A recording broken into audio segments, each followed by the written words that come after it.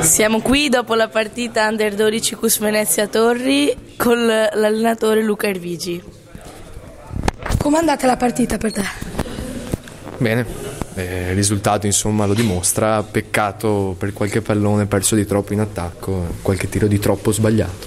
Secondo te siamo stati più carenti in attacco o in difesa? Stranamente in attacco, dove abbiamo perso un po' troppi palloni e anche i tiri, insomma abbiamo sbagliato un po' troppi tiri. Quanti ne abbiamo sbagliati minimo? Quando vado a casa ricontrollo e martedì vediamo un po' le statistiche. Secondo te il modo in cui abbiamo giocato è stato abbastanza buono o era debole?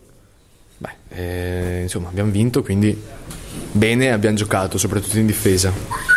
Si poteva migliorare di più sicuramente, perdendo un po' meno palloni, essendo un po' più concreti davanti alla porta, però sono contento lo stesso. Ok. Confronto alle partite precedenti, è andata meglio o peggio? A parte il risultato. A parte il risultato. A parte il risultato, secondo me col Malo forse, soprattutto a destra, avevamo giocato un po' meglio. Comunque loro erano molto più fisici, quindi abbiamo subito un po' il loro fisico, appunto.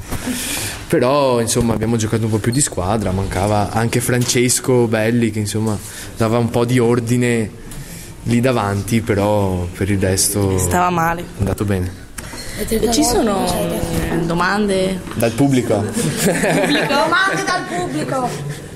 Domande? Dal pubblico? Aiuto? No? Sì, cosa? Sì, qui c'è una domanda. Fare una domanda. Voi siete stati molto bravi a recuperare quei due break importanti all'inizio sia del primo tempo che del secondo tempo. Che cosa è successo? Degli input dalla panchina e i ragazzi hanno reagito bene, quindi? Sì, secondo me è il carattere. Sono ragazzi che non si arrendono, insomma, sanno cosa vogliono.